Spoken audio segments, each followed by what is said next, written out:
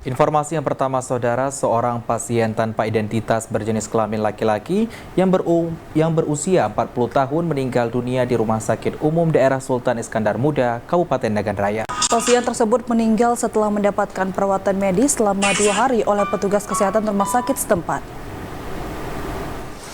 Setelah mendapat perawatan medis, seorang pasien yang diduga mengalami gangguan jiwa meninggal dunia di Rumah Sakit Sultan Iskandar Muda Nagan Raya.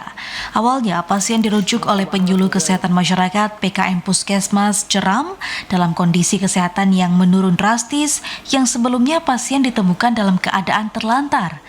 Menurut diagnosa dokter setempat, pasien juga mengalami gangguan jiwa atau ODGJ. Selain itu, dalam kondisi kesehatan yang menurun, pasien dinyatakan meninggal dunia.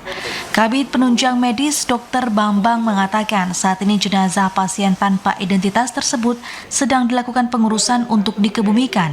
Pihaknya juga telah melakukan koordinasi dengan sejumlah pihak.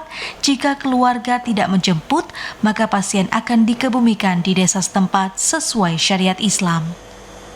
Masukkan ke UGD SIM, di UGD SIM pasien dirawat dengan petugas UGD dan dokter dengan penurunan kesadaran, mulutnya ada berbusa dan kondisi pasien sangat lemah dan tidak sadarkan diri. Kami rawat dah 2 hari. Pasien itu menurut diagnosa dari dokter UGD merawatnya, pasien ada juga dengan termasuk pasien ODGJ. Kini jenazah pasien telah dikebumikan di TPU Gampung Ujung Patihah setelah sebelumnya pihak rumah sakit menunggu adanya keluarga pasien yang menjemput. Dari Nagan Raya, Aziz Saputra, TVRI melaporkan.